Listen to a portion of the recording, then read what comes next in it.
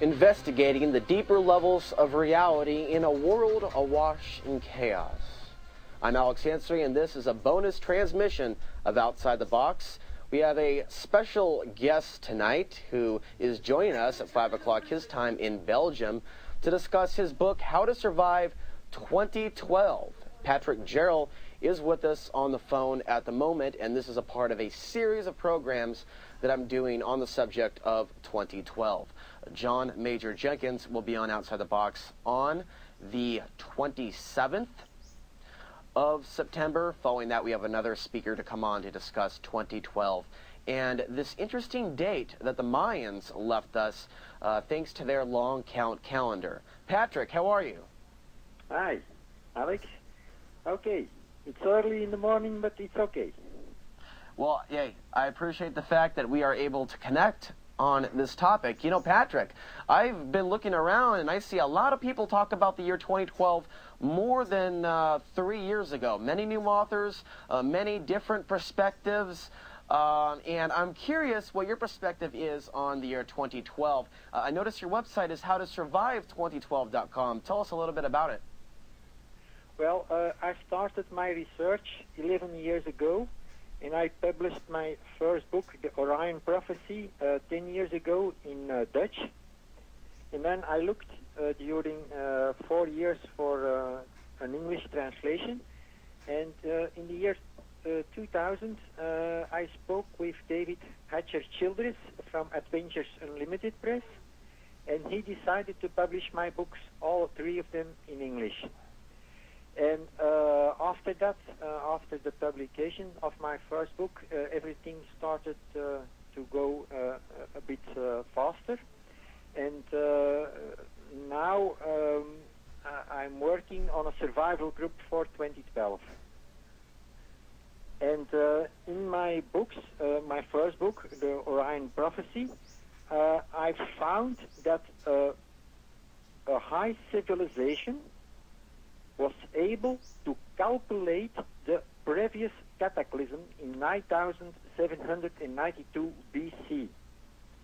And their descendants, the Maya and also the Egyptians, they calculated the next polar reversal for 2012. So in fact, most of the people are not aware of this, and they think that something else will happen in 2012. But it concerns a pole shift. Patrick, there are a couple things that we know physically that are going to happen on December 21st, 2012. Which one of those things do you talk about in your book, or how many exactly of them are there? That is to say, alignments and things happening within planet Earth around that time period. Yeah, that is... the big problem is I'm very good in astronomy, and most of the other authors, they haven't had a background in astronomy. Now, what I found, and what is crucial in 2012, is that there is a connection between Venus and what will happen. In the Book of the Dead from the Egyptians, it is stated that in the year that Venus will make a planetary loop. This is a circle above the constellation Orion, that the next cataclysm will happen. And also in the year of the previous cataclysm, in 9792 BC, Venus made a planetary loop above the constellation Orion.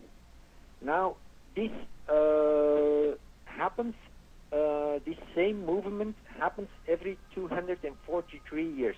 But what is very special about the year 2012, that when Venus is exactly, but also exactly in the middle of its loop above Orion, it passes before the Sun. And this gives us a connection between Venus, the Earth, and the Sun. So, according what will happen in the year 2012, according to the Maya and the Egyptians, there will be a huge outburst of the Sun a reversal, a very big reversal of the magnetic field of the sun. This will throw trillions of particles to the Earth. And when these particles from the sun reach the Earth, the magnetic field of the Earth will change, and that will have major repercussions for the Earth. So most of the people, more than 99% of the people, won't survive this cataclysm.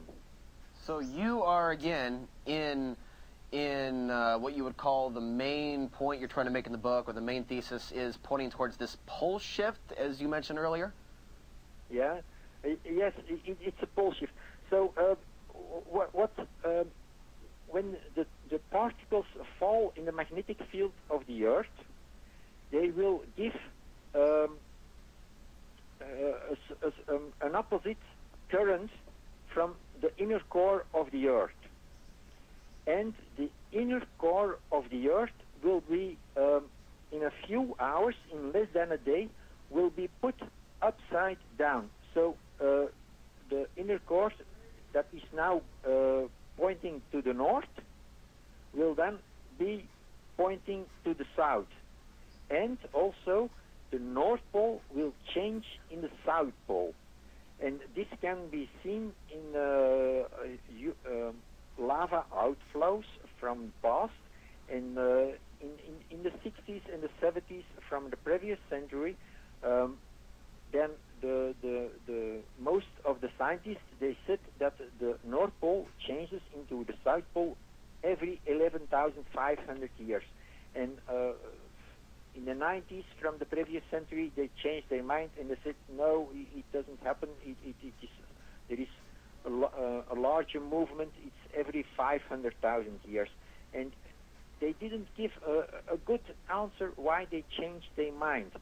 And but there is a lot of proof that the ice ages occur every 11,500 years in relation with the changing of the magnetic poles. Okay. So I am very, very convinced that the cycle from the Maya and the Egyptians is indeed right, and that we will have a major change in the magnetic field of the Earth and the Sun in 2012.